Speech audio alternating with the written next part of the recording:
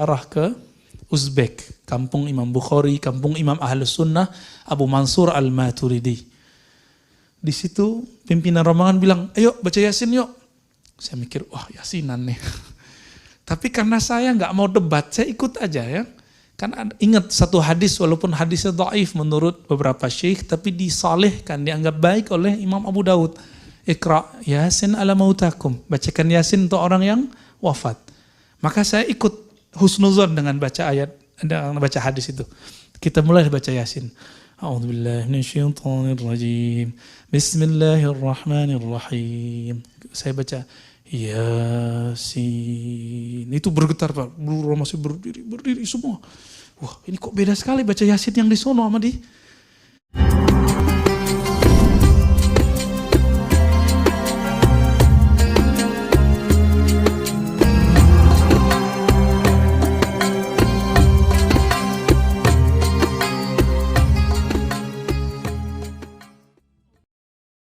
A'udzubillahi minasyaitonirrajim. Bismillahirrahmanirrahim. Saya baca Yasin. Itu bergetar Pak. Buru masih berdiri semua. Wah, ini kok beda sekali baca Yasin yang di sono sama di yang di Bandung ya. Yang di Bandung, yang di Ciputan, yang di Depok kok beda gitu rasanya. Yang di Jakarta kok beda. Saya ikutin terus, gituin terus. Ternyata selama ini saya ngerasa ustadz. Merasa diri ini sudah pinter, sudah alim. Waktu itu udah malam, kira-kira jam 8, saya merasa diri saya murid. Saya ikut aja deh gitu. Jadi mengalah sedikit, mau dipimpin oleh orang, ternyata Allah buka di situ.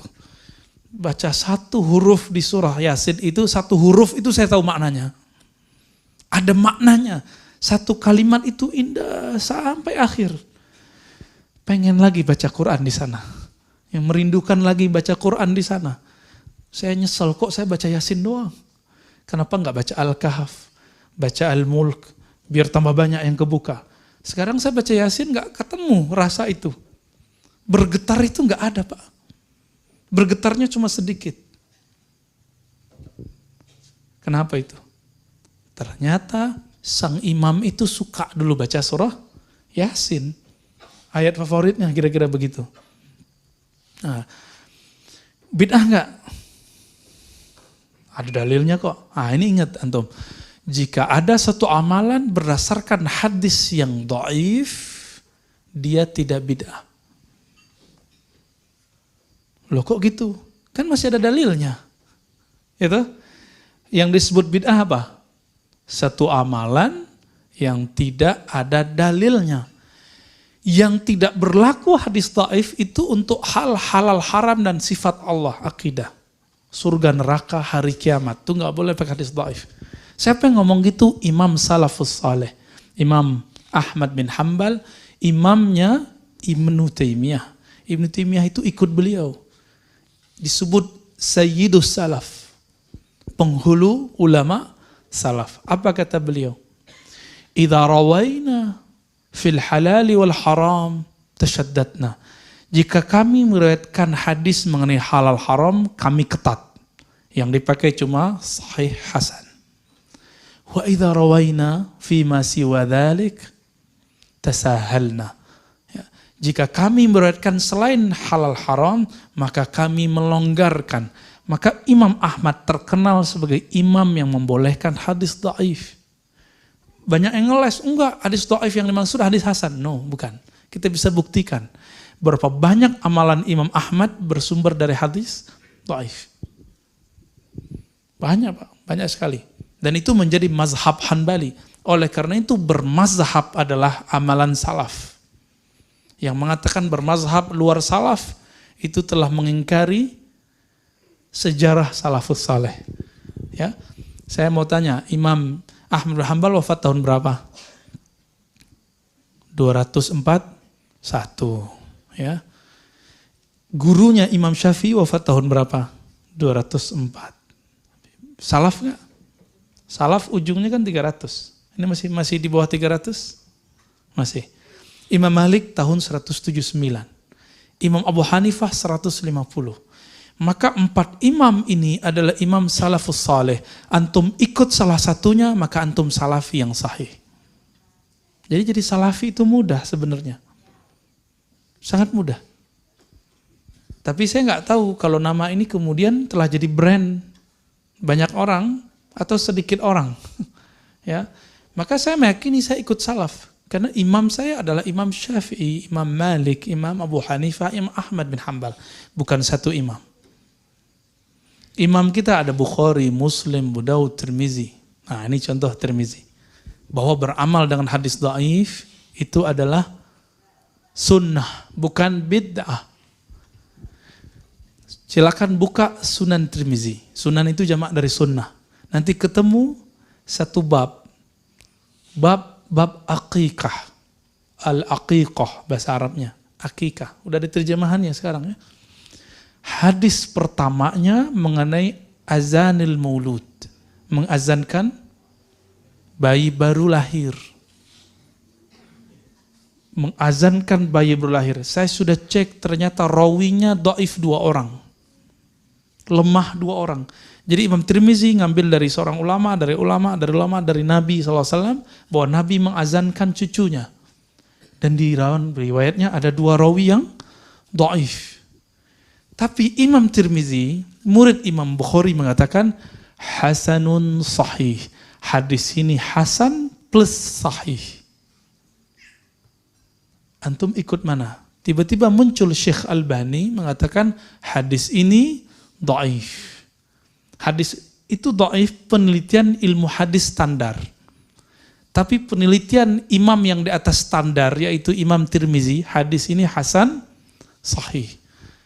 Ternyata standar sahih itu tidak hanya rawi. Tapi ada satu lagi. Adakah ulama sahabat, ulama tabi'in, tabi'ut tabi'in, salafus soleh mengamalkannya? Jika ada, hadis yang dhaif itu langsung naik jadi sahih. Itu versi Imam Tirmizi. Imam Tirmizi, Imam salafus saleh. Antum ikut mana? Ikut Imam Tirmizi atau pendapat Syekh Albani? Itu boleh-boleh aja. Tapi kalau aneh ikut Imam Tirmizi. Karena murid langsung Imam Bukhari. Jarak beliau dengan Nabi cuma 4 orang. Jarak beliau dengan Nabi cuma 4 orang. Bahkan ada 3 orang, tapi yang kuat itu 4 orang. Antara beliau dengan Nabi SAW. Yang 3 disebut sulasiyat, yang 4 disebut rubaiyat. Hadisnya dhaif, tapi disebut sahih. Kenapa? Karena ada ulama salafus saleh yang mengamalkannya. Jadi sebenarnya jika kita mau membuka pikiran kita dengan baik, membaca kitab-kitab ulama salafus saleh dengan tenang satu-satu, dikhatamkan satu-satu. Nah ini tradisi salaf. Maka di sini katanya saya kaget malam tadi dikabarin oleh beliau nih ya, Ustaz kita udah khatam di sini 6 imam. Loh, aku khatamnya 4 tahun kok. Di sini kok khatam cuma beberapa pertemuan. Ternyata baru sejarah imamnya. Semoga nanti ini masjid menjadi corong Ahlus Sunnah. Di sini ada kajian Sahih Bukhari, Sahih Muslim, Sunan Abu Daud, Sunan Nasai. Kalau perlu buat pesantren dekat-dekat sini, pesantren hadis. Pesantren hadis. Atau dibuat daurah-daurah kajian hadis. Kan banyak ahli hadis di sekitar Bandung. Bandung kan dekat kampus. Kampus UIN. UIN ya. UIN. Sebenarnya UI yang negeri. UIN itu mirip dengan Al-Azhar. Di situ ada orang yang lurus, di situ ada orang yang bengkok-bengkok, di situ ada ahlus sunnah, di situ ada ahlul bid'ah. Di situ ada orang yang manhajnya sahih, di situ ada orang yang tidak sahih. Ada yang liberal, ada yang tidak liberal. Namun yang dominan adalah ahlus sunnah. Maka cara orang untuk menjauhkan umat dari ulama, jauhkan umat dari UIN. Cara orang untuk menjauhkan umat dari ulama, jauhkan umat dari pesantren. Pesantren itu kan gak ada kaitan sama politik. Jika ada kiai keluaran pesantren berpolitik, itu gak ada hubungannya sama pesantren. Ya. Jadi jangan pernah sudutkan pesantren karena lulusan pesantren itu berpolitik. Sepakat? Jika ada lulusan UIN liberal, itu bukan UIN yang liberal, dianya yang liberal. Karena kalau standarnya pakai oknum, maka Al-Azhar liberal dong. Kenapa? Banyak tamatan Azhar juga liberal. Ummul Qura, itu di mana? Di Mekah. Banyak yang liberal. Ya, bahkan antum nggak suka, ya. Pimpinan ormas lagi, ya kan? Ummul Qura Mekah. Jangan sebut Pak. Ya semangat amat Pak. Jangan sebut-sebut ya. Jadi tidak ada standarnya itu oknum, oke? Jadi nggak mesti tamatan ini berarti liberal enggak. Jadi buku pemurtadan UIN IAIN adalah fitnah. Afattanu anta ya muallif. Ente telah buat fitnah, telah buat kacau. Sekarang kalau sebut UIN apa? Wih liberal gitu ya. Murtad. Murtad enak amat ya. Ini tanda nggak ngaji akidah Ahlussunnah dengan benar. Murtad itu berat loh ya. Konsekuensinya berat. Yang gampang memurtadkan itu cuma satu kelompok dalam sejarah Islam, namanya Khawarij. Jangankan beda faham begitu, beda coblosan aja murtad nama dia. Ya, tuh pewarisnya tuh. Kita nggak mau, kita beda. Lagi-lagi kita kata tadi, kita berbeda tapi iman kita sama. Ya, jadi ciri-ciri Khawarij apa? Beda satu, udah. Maka terjadi di situ perperangan, pertarungan, hujat-hujatan. Nauzubillah min dzalik. Maka jika antum dihujat, syubhat, nggak usah khawatir. Dulu Ali bin Abi Thalib dikafirkan. Jadi kalau ketemu Ali, orang tuh manggil ya kafir. Ali dikafirkan, Madinatul Ilmi. Muawiyah dipanggil ya fasik. Dipanggil fasik, munafik. Abdullah bin Amr ya, itu dipanggil munafik, kafir. Jadi kalau sekarang kita cuma dipanggil syubhat, ya nggak apa-apa, syubhat bagi dia. Kan hadisnya kalau dilanjutin gimana? La ya'lamuhunna katsirum minan nas. Perkara syubhat itu tidak dikenal hukumnya oleh kebanyakan orang. Kalau kita tahu, berarti kita yang sedikit itu. Kebanyakan orang nggak tahu, dia salah satunya nggak tahu. Taib, sudah masuk syuruk, udah lewat. Nah, syuruk itu boleh dikerjakan sebelum duha. Yang nggak boleh itu subha. Subuh plus duha. Ya, jadi kalau kajian wajib atau sunnah? Kajian, ngaji, belajar wajib. Sholat sunat syuruk, sunat. Jadi kalau ketemu wajib sama sunat duluan mana? Wajib. Oke, jadi kalau ngaji nanti, kecuali kita mau keluar duluan ada hajat, jangan sholat depan ustadznya, sholat di belakang gitu. Biar ustadznya nggak baper nanti, karena nggak semua ustadz itu tahan banting. Ya. Baik, langsung kalau ada tanya jawab, tafadhal. Silakan antum atur. Bismillahirrahmanirrahim. Assalamualaikum warahmatullahi wabarakatuh. Begini Ustaz, dalam kehidupan bermasyarakat ataupun dan juga dalam rangka kita menjalankan syariat Islam, ketika kita bermasyarakat ada praktik-praktik ibadah yang berbeda dengan yang kita yakini. Ketika kita bertukar pikiran Ustadz, seperti tadi kata Ustadz, ada dua pendapat. Kata yang satu, kamu tidak istiqomah menjalankan syariat Islam itu. Tetapi ada yang satu lagi mengatakan, ini harus masuk ke dalam fikih lingkungan. Kita harus mengikuti, kalau kita bermasyarakat, harus mengikuti fikih lingkungan, artinya biasakanlah ikut dengan kebiasaan yang ada di masyarakat. Satu contoh Pak Ustadz, mohon maaf langsung kepada praktiknya. Ketika kita ada misalnya, ada tahlilan yang biasa di masyarakat, karena kita fikih lingkungan, kita masuk, kita ikut mengikuti di sana. Contoh yang lain, misalnya kita tidak berkunut, tetapi ketika kita masjid karena ingin di masjid ada kunut, nah misalnya seperti itu. Kalau jadi makmum barangkali cukup mengaminkan atau tidak mengangkat, tapi kalau kita misalnya menjadi imam, ada satu dilematis, apakah kita harus kunut atau tidak. Nah, bagaimana menyikapi itu? Apakah kita termasuk kepada hal yang tadi? Apakah kita tidak istiqomah dengan apa yang kita pelajari, dan satu lagi, apakah ada di dalam usul fikih atau yang namanya fikih lingkungan? Demikian Ustadz, terima kasih. Assalamualaikum warahmatullahi wabarakatuh. Assalamualaikum. Mungkin maksudnya adalah fikih sosial, bukan fikih lingkungan. Ya. Fikih lingkungan itu telah ditulis oleh guru dari guru-gurunya kita. Saya nggak ketemu beliau, tapi hanya mengamati beliau di YouTube dan TV-TV. Syekh Yusuf Al-Qaradawi. Syekh Yusuf Al-Qaradawi, selain bab politik, saya suka beliau. Bab politik kita punya perbedaan gitu. Dan bahkan Syekh Wahbah Zuhaili yang ditulis, itu yang terjemahannya sudah ada, yang disebut salah satu gurunya, Ustadz Wah, ya, Ustadz Adi, itu mengatakan kalau ada mujtahid, imam mujtahid hari ini, maka Yusuf Al-Qaradawi dah. Sebelum terjadi konflik politik di Timur Tengah yang parah ini ya. Beliau nulis buku Fiqhul Bi'ah, fikih ekologi lingkungan. Itu beda dengan fikih sosial. Mungkin maksud Bapak adalah fikih sosial, al-fiqh al-ijtimai. Kalau dalam usul fikih disebut dan uruf. Uruf itu sesuatu yang telah diketahui dilakukan berulang-ulang kali atau disebut dengan adat. Adat itu bahasa Arab dari ada ya'udu, adatan, yang berulang, ada, berulang. Uruf diketahui dari satu kata dengan ta'aruf, arafa ya. Arafa. Berarti diketahui bahwa itu baik, itu disebut dengan uruf. Nah, maka yang mungkin pas disebut fiqhul urf, fikih uruf atau fikih sosial. Gimana tanggapan kita?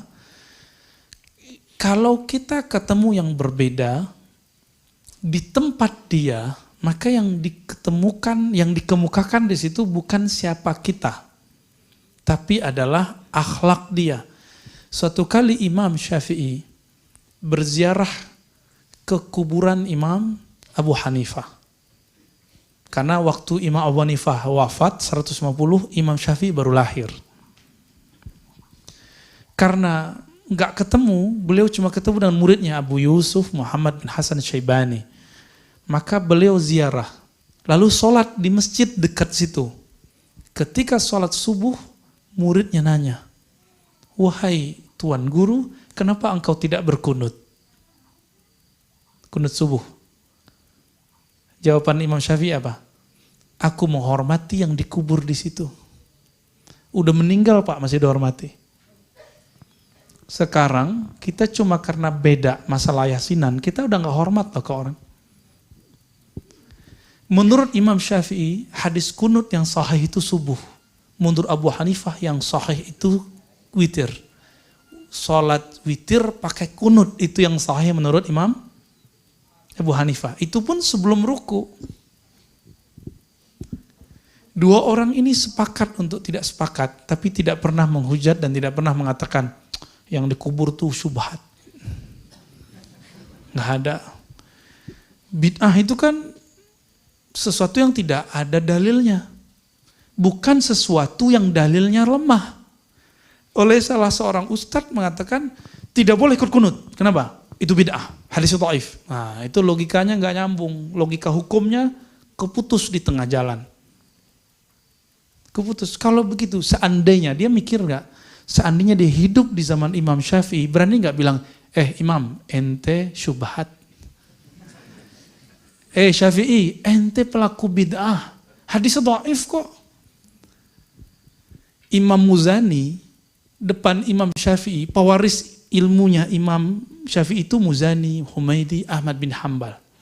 Itu merasa kayak semut depan Imam Syafi'i. Gimana dengan imam yang tadi bilang syubhat itu? Gak kelihatan kayaknya ya. Dia gak mikir sejauh itu. Ini kemudian jadi tanya jawab, bukan tanya jawab ya, tanda tanya gitu. Tanda tanya besar di kepala saya. Katanya ikut salaf gitu. Jadi ketika Bapak misalnya berkunut, terus jadi imam di masjid gak kunut, jangan kunut, hormati pengurusnya atau imam di situ. Kalau enggak gak usah jadi imam. Tapi rakaatnya jangan ditambah Pak. Ya. Itu disebut fikih sosial. Kalau istilah saya ada fikih akhlak. Tapi kita belum tulis bukunya, Pak. Kalau istilah Syekh Hasan Al-Banna disebut fikih dakwah. Istilah Syekh Abdul Hasan Nadawi dengan fiqhul batin, fikih qalbu. Jadi kita baru belajar ternyata fikih fisik, belum belajar fikih qalbu. Silakan nanti diundang ustaz-ustaz yang pakar fikih qalbu itu, pakar ilmu qalbu. Biar kajiannya membuat qalbu bersinar, bukan bikin jidatnya bertemu. Baik. Jadi apakah kita disebut tidak istiqomah? Enggak, justru itu yang disebut istiqomah dalam akhlak yang baik. Nah, ini makna ayat innamal mu'minuna ikhwah. Ya, orang beriman itu bersaudara. Lalu di ayat itu dikatakan fa aslihu baina akhawaikum. Jadi kalau ingin melebur perbedaan menjadi suatu nikmat, wiridkan baca surat ini dan kaji tafsirnya, surat Al-Hujurat. Islahlah antara saudara-saudaramu. Ayat ini turun dan jadi abadi karena Allah tahu umat ini pasti tidak akan mau islah. Maka perintahnya disuruh islah. Jangankan kita ya.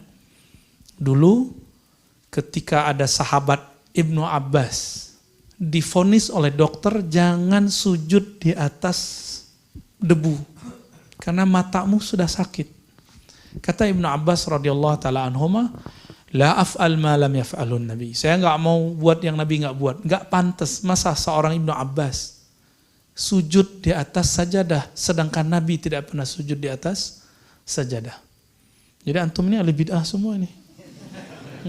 Hijau lagi. Ya, ini kayaknya tebel nih ya.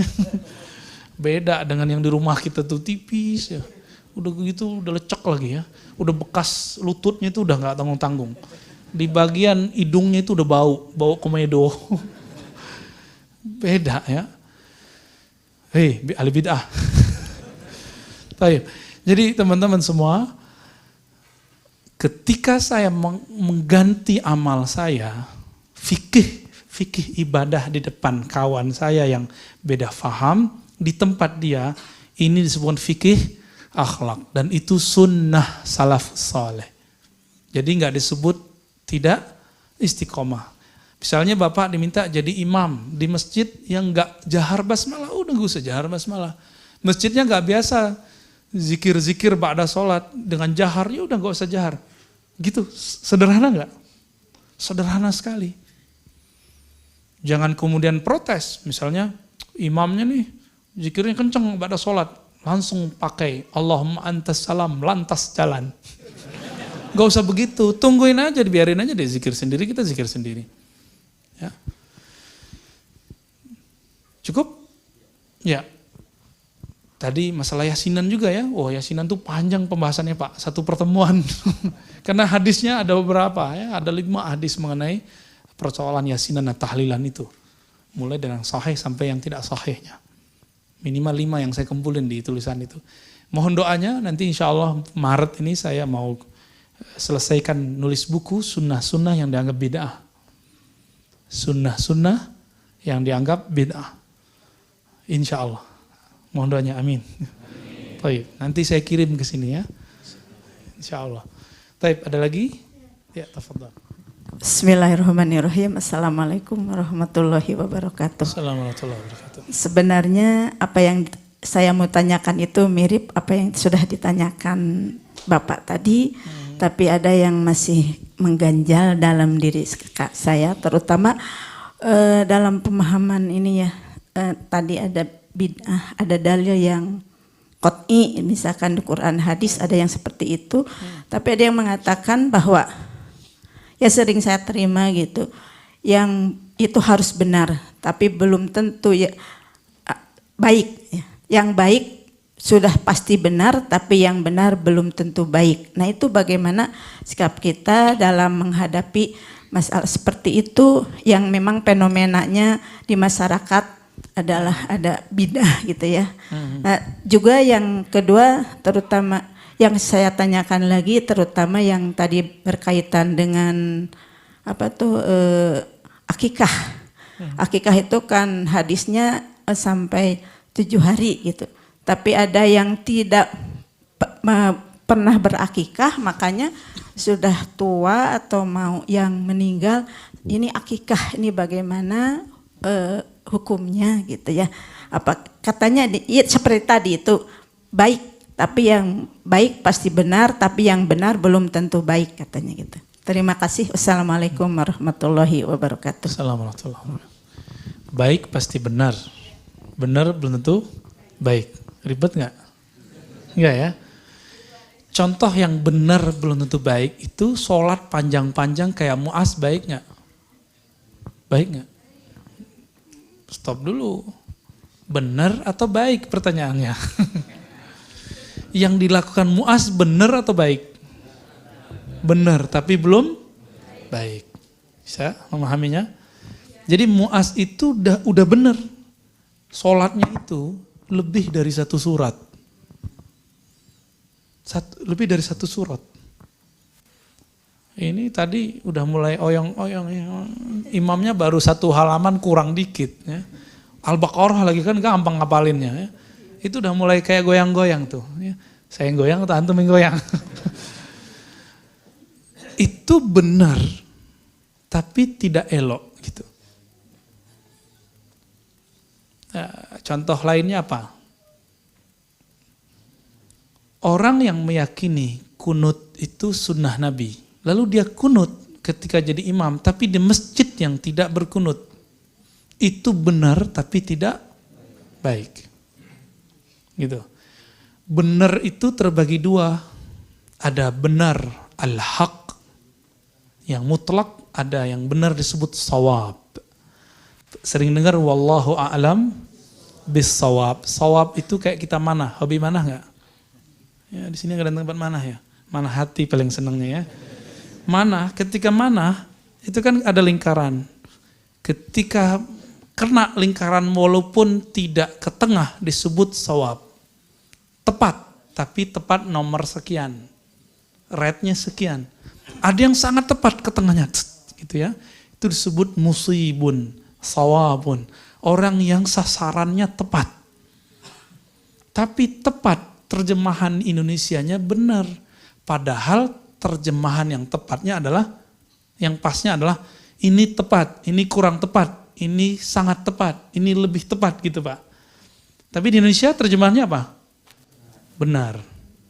Waktu saya 2013 buat daurah kajian hadis untuk para da'i. Untuk para da'i Pak, ini level da'i. Seorang da'i nanya mengenai zikir ba'da sholat jahran, dengan jahar. Saya kadang jahar, kadang tidak. Banyak tidaknya. Lalu saya jelaskan riwayat bahwa Nabi SAW dan para sahabat mengangkat suaranya berzikri ba'da kulli maktubah. Mengangkat suaranya berzikir setiap sholat wajib. Maka ada riwayat yang kencang suaranya, ada yang tidak. Apa kata si Ustadz? Ustadz, ente salah. Loh, saya kaget. Kenapa? Kebenaran cuma 1. Kenapa ente sebut ada 2? Itu level Ustadz. Kalau Ustadznya udah begitu, gimana jemaahnya? Akhirnya saya tanya balik, kamu punya dalil apa? Dia jawab, saya sudah baca Sahih Bukhari, Sahih Muslim, Sunan Abu Daud, bla bla bla, dan saya tidak menemukan dalil zikir setelah sholat dengan berjamaah dan mengangkat suara. Kebetulan nama dia salah satu nama yang ada di kitab-kitab itu. Saya sebut namanya, Hei Fulan. Wallahi demi Allah, betul ente sudah baca Sahih Bukhari. Saya khatam 4 tahun, ente berapa tahun? Betul ente sudah baca Sahih Muslim. Betul ente sudah baca Sunan Abu Daud. Jangan-jangan megang aja belum. Baru baca Arba'in sama Riyadhus Shalihin atau Fadilah Amal. Udah berani bilang enggak ada. Jadi dalam konsep dia, kebenaran itu yang ada di pikirannya. Kalau enggak ada di pikirannya berarti enggak ada. Oh, ternyata inilah nasib para dai hari ini. Inilah mauqif manhaj beberapa ulama-ulama muda, bahkan sudah tua hari ini. Kalau enggak tahu, dibilang enggak ada. Saya kemudian tanya, ente sudah baca kitab ini, Sahih Bukhari, baca Sahih Muslim. Kita sebutin riwayat Ibnu Abbas, Abu Sa'id Al-Khudri, Abu Hurairah. Pusing dia ya. Pusing dia. Kita suruh ulang yang pertama aja dia nggak hafal. Akhirnya kita tanya balik, ada toh? Berarti ente bohong. Saya nggak bilang gitu, dalam hati saya ngomong, ente bohong. Katanya udah baca Sahih Bukhari, covernya paling gitu ya. Mau ngejek itu kan nggak enak, mempermalukan orang depan. Ya. Jadi ketika ada yang benar, menurut kita itu belum tentu benar menurut Allah. Benaran menurut kita sebut tepat. Ketepatan orang yang baru ngaji 5 tahun beda nggak yang udah ngaji 10 tahun? Ketepatan orang baru hijrah kemarin sore dengan orang hijrah dari dia kecil, kalau saya nggak perlu hijrah, saya nggak kemana-mana kok. Ya, saya dari dulu udah ikut aliran-aliran Pak. Dari awal saya ngaji, saya pertama ikut kajian di kampung saya, bersanad Qur'annya ke Rasulullah, fikihnya bersanad ke Rasulullah. Terus ikut aliran A, B, C, D, sampai kemudian 10 aliran baru saya masuk ke kampus. Jadi nggak perlu hijrah, karena udah dari kecil hijrah. Kalau antum perlu hijrah, ya kita sudah melakukan itu dari dulu gitu, sudah hijrah dari dulu. Ketika kita baru ngaji sekian tahun, bacanya cuma 1 jam sehari, lebih banyak buka WA-nya, nonton YouTube-nya, buka TV-nya daripada orang-orang yang membaca. Terus kita bilang, yang aku nggak tahu nggak ada, pantas nggak? Aku benar, kamu belum tentu benar. Ini bagian akhir jawaban yang Ibu tadi tanya.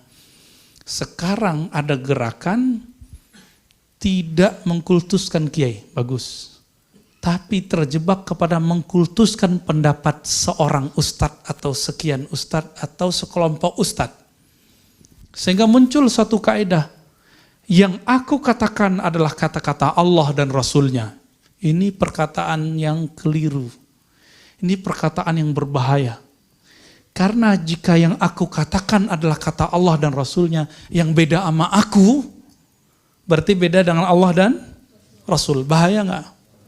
Bahaya Pak. Dan ini lebih bahaya daripada kultus kiai. Kultus ustadz lebih bahaya. Kultus ustadz, mati ustadznya beres. Ustadznya salah, ditinggalin jamaahnya. Tapi kalau udah kultus pemikiran, antum kritik pemikiran ustadz itu, jamaahnya mulai sorak, ya, mulai kemudian kenceng. Apa katanya? Ente menyalahi Allah dan Rasulnya. Manhaj kami manhaj Allah dan Rasulnya. Saya udah usut-usut.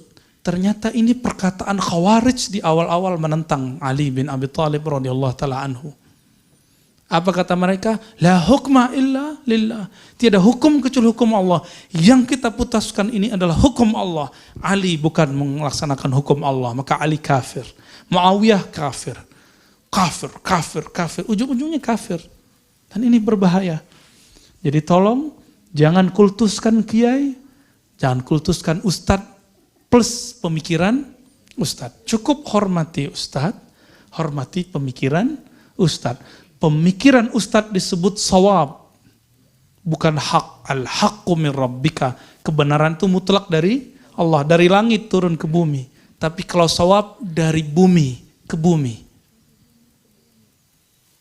Oke, jadi tolong jangan kultuskan. Nah itu kata kuncinya. Cukup? Ada lagi? Akikah, bolehkah saya akikah ketika udah gede? Gitu, udah meninggal. Kita nggak ketemu dalil yang mendukungnya. Namun yang saya temukan cuma perkataan Ibnu Mubarak mengenai bukan akikah, tapi berkurban.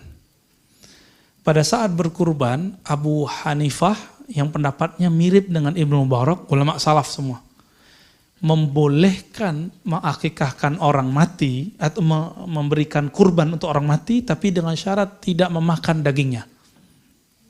Kenapa? Karena dihitung sedekah. Memakan sedekah yang telah diberi sama dengan menelan muntah sendiri.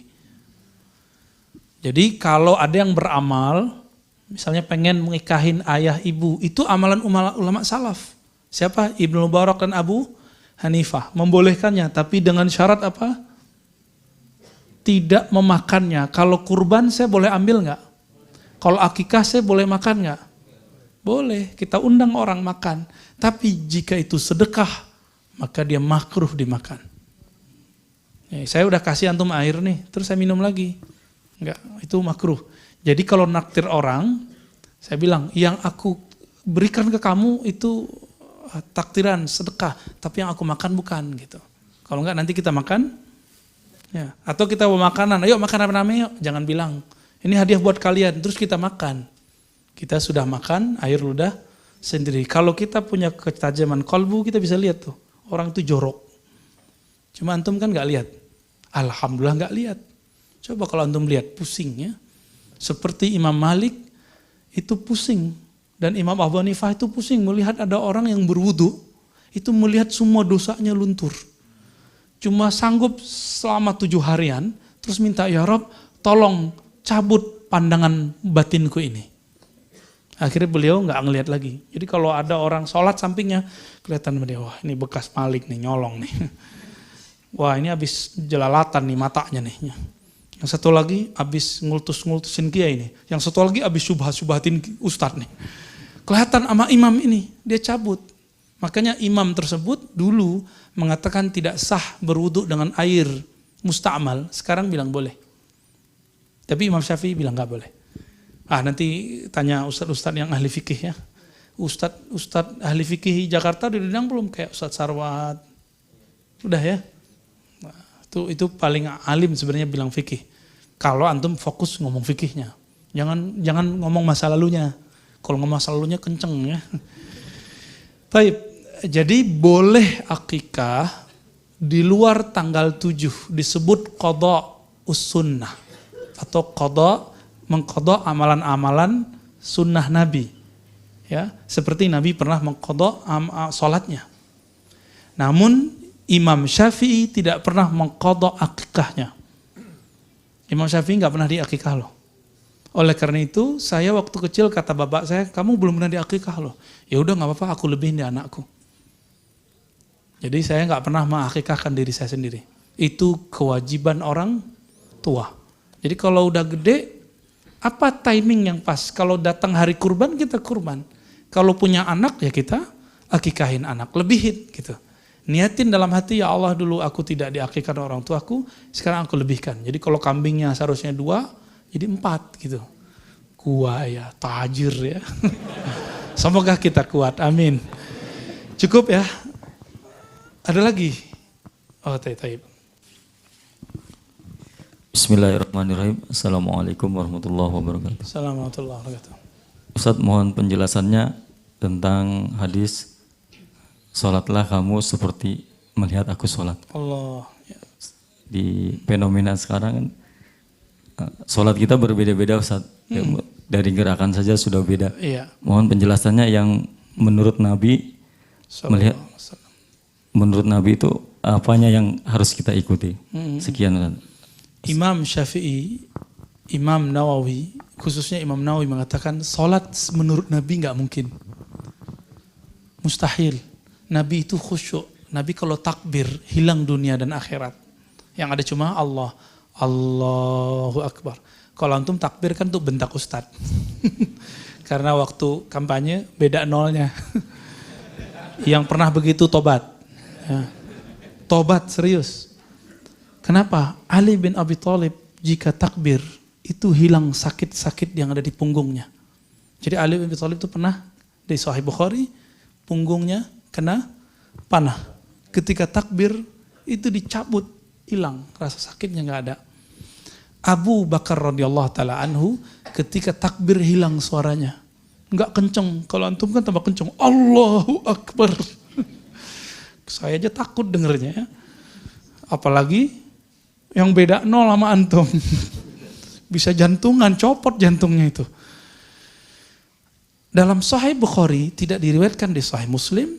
Dalam bagian salat Imam Bukhari meriwayatkan Nabi bersabda, "Shallu kama ra'aitumuni usolli." Ini coba lihat kalimatnya pelan-pelan. Solatlah kamu seperti kamu melihat aku solat. Nabi nggak ngomong gini, sallu ka solati. Solatlah kamu menurut aku solat, berdasarkan aku solat. Nggak mungkin Pak. Nabi kalau solat, surga neraka langsung depannya. Coba antum kalau ngeliat neraka, kabur. Ngelihat surga nggak mau balik. Nabi Idrisnya nggak mau balik, ya kan? Ada yang lebih kuat imannya dari Nabi Idris? Nggak ada. Itu rahasianya kenapa Allah belum perlihatkan surga saat kita sholat. Padahal Nabi mengatakan, ketika aku berdiri di tempat ini, aku memandang surga. Maka aku maju selangkah ingin memetik buahnya. Tiba-tiba berubah menjadi neraka. Aku mundur satu langkah. Itu. Lain lagi di hadis sholat kusuf. Mereka kan kusuf ya. Coba tanya imamnya, pasti nggak mengalami itu. Coba kalau mengalami itu mendadak gila Pak. Apa kata Nabi? Uridat alayya a'malu ummati. Di saat Nabi sholat kusuf dulu namanya sama kusuf dan khusuf, ahli fikih yang membedakannya bulan dengan matahari. Aku melihat semua amal umatku, maka antum duduk sekarang Nabi telah lihat dulu. Semoga itu tanda syafaat Rasulullah ada pada kita, amin. Uridat alayya a'malu ummati. Ini penjelasan Sayyid Muhammad Alawi Al-Maliki. Tadi yang dikutip oleh Uwah ya. Semua amal umatku telah diperlihatkan kepadaku. Maka saksikan ya Allah, wahai Rasulullah, bahwa kami mencintai Nabi-Mu Nabi Muhammad sallallahu alaihi wasallam. Ketika Nabi sholat, selesai sholat beliau cerita ketika khutbah. Ketika aku berdiri, aku melihat amal umatku. Coba, kalau kita melihat amal-amal semua orang, bisa gila kita Pak. Pusing ya, nggak kuat. Saya bisa baca isi hati antum aja itu udah bahaya. Nanti kegeeran kalau merasa senang. Kesel kalau dalam hatinya bilang, wah ustadznya sotoy. Ya, saya bilang, wah ini bahaya nih. Maka syukur kepada Allah kita nggak bisa baca isi hati orang. Nabi mengatakan, aku melihatmu dari depan dan belakang itu sama. Makanya sahabat Nabi, walaupun di belakang Nabi itu takut geraknya itu betul-betul diatur benar-benar lembut. Nabi emang punya mata di belakang? Enggak. Itulah disebut mukjizat Rasulullah SAW atau oleh Imam Suyuti disebut dengan al-khasais, kekhususan Nabi SAW. Jadi jangan pernah bermimpi sholat seperti Nabi sholat, enggak mungkin. Seperti Abu Bakar aja antum enggak sanggup. Seperti Ali aja antum enggak sanggup.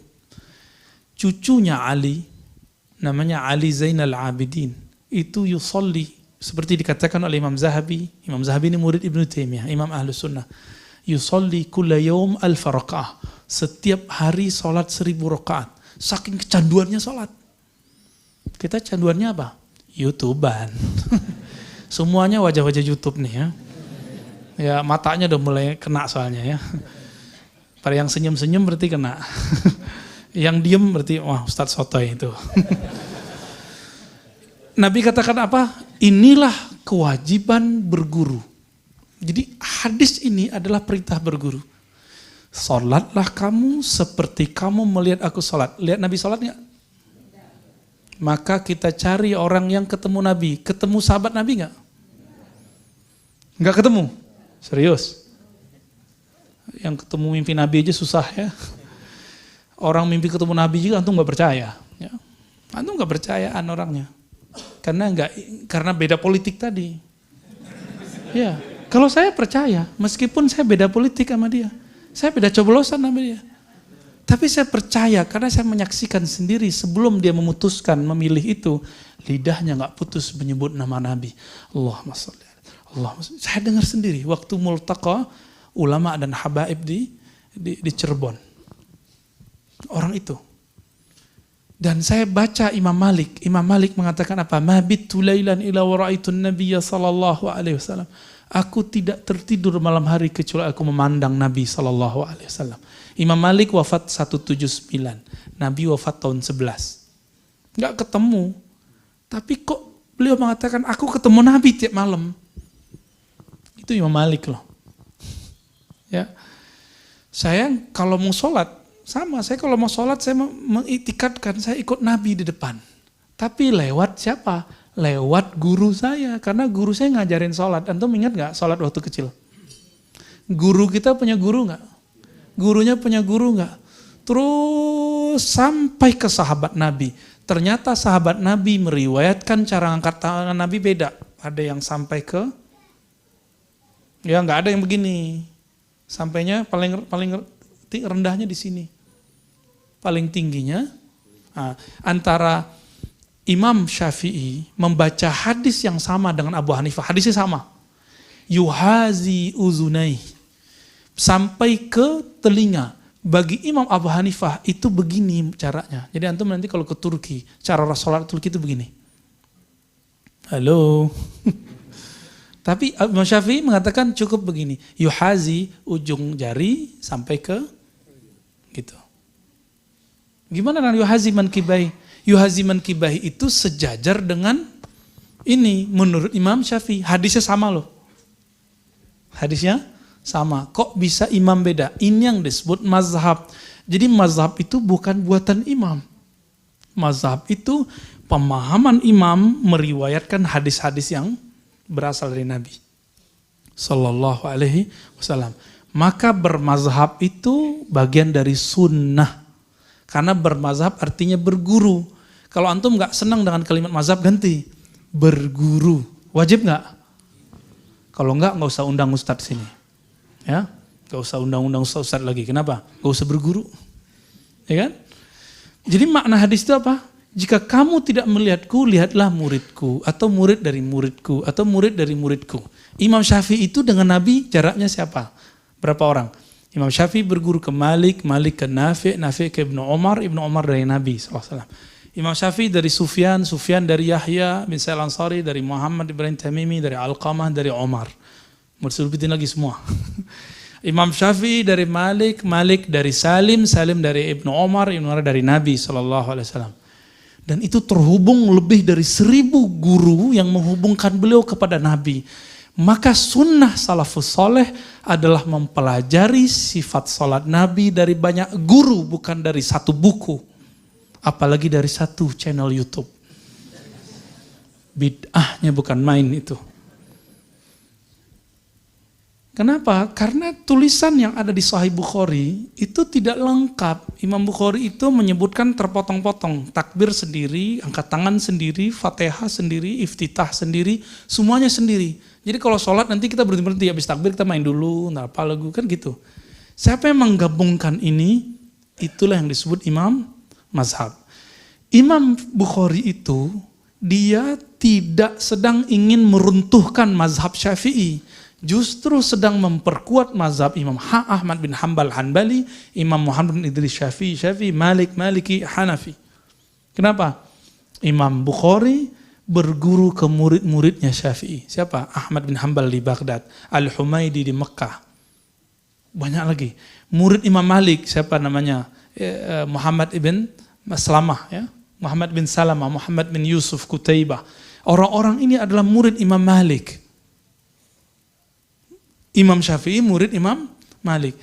Jadi Imam Bukhari itu bukan sedang meruntuhkan ajaran mazhab. Tapi sekarang orang kesannya kalau baca Sahih Bukhari nggak usah bermazhab. Padahal baca Sahih Bukhari antum tidak akan lepas dari mazhab. Mau baca hadis pertama langsung Syafi'i, Humaidi, murid Imam Syafi'i itu. Baca hadis kedua langsung ke Malik nanti. Ketiga terus sampai akhir. Sampai akhir. Semuanya imam-imam mazhab. Jadi maksud dari sholatlah seperti kamu melihat aku sholat, sholatlah seperti aku. Sahabat Nabi ada berapa banyak? 124.000. Berarti seharusnya ada 124.000 mazhab dong? Enggak. Yang berani berfatwa di kalangan sahabat kan enggak banyak. Enggak kayak sekarang.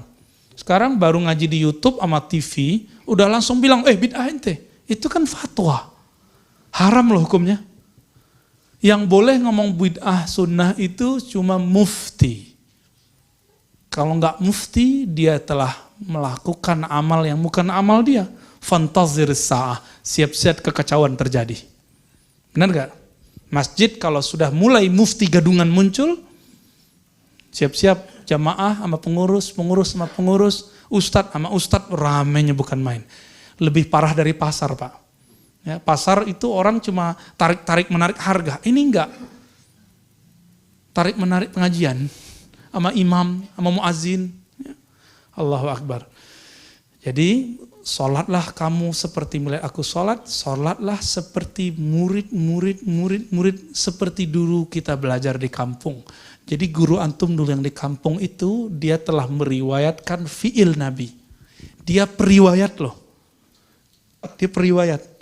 Jadi boleh sholat seperti orang kampung itu boleh. Ustadz kok gak ikut buku? Emang dulu pakai buku. Imam Syafi'i ngomong gini, al-ilmu haddasana. Ilmunya ulama salafus saleh itu adalah berguru. Aku dulu melihat guruku begini. Aku dulu mengenal guruku begini. Jadi silakan pulang kampung lagi. Ke apa? Bukan ke kampung yang tempat lahir. Pulang kampung ke mazhabnya, pulang kampung ke ajaran gurunya. Itulah yang disebut dengan mengikuti salafus saleh. Bukan ikut buku. Karena buku itu, kata Imam Sya'bi, dulu ilmu ini adalah permata. Tidaklah dapat mengaksesnya kecuali para hufaz, para penghafal dan para fuqaha, orang-orang yang faham. Namun, idza kutiba, ketika telah ditulis, syarakana man laysa minna, maka orang yang tidak berguru ikut-ikutan campur tangan dengan apa yang kita tulis, yang kita hafal. Jadi sholatlah seperti imam-imam salafus soleh yang membangun mazhab salafus soleh, bukan seperti buku-buku, bukan seperti YouTube itu, bukan seperti video-video itu. Ya, video itu, buku-buku itu hanya salah satu penafsiran ulama belakangan. Jika ada salaf dengan belakangan berbeda, antum ikut siapa? Ya, ikut buku yang telah mati atau ikut guru yang masih hidup? Guru, karena yang tahu buku itu salah, guru apa buku itu sendiri? Bukunya bisa ngomong nggak? Hei, aku salah loh. Nggak bisa. Taib. Jadi di Quran nggak ada faqra'u kitabakum, nggak ada. Itu pun kitabakum, kitabak itu tentang amal, soleh dan tidak soleh. Yang ada fas'alu ahlaz zikri. Tanyalah orang yang alim. Berguru kepada orang yang alim. Gitu Mas ya. Akang Pak AA. Jadi berguru ke orang itulah sunnah Nabi SAW. Baik, kelas, udah siang, bentar lagi kita salat syuruk ya. Kesimpulan kajian kita pada pagi ini kembali ke definisi sunnah. Apa itu sunnah? Sesuatu yang ada dalilnya. Apa itu bid'ah? Sesuatu yang tidak dalilnya. Jika ada hadis dhaif lalu diamalkan, itu bid'ah atau bukan? Bukan, itu disebut dengan ikhtilaf. Ikhtilaf bukan bid'ah, tapi masih bagian dari sunnah.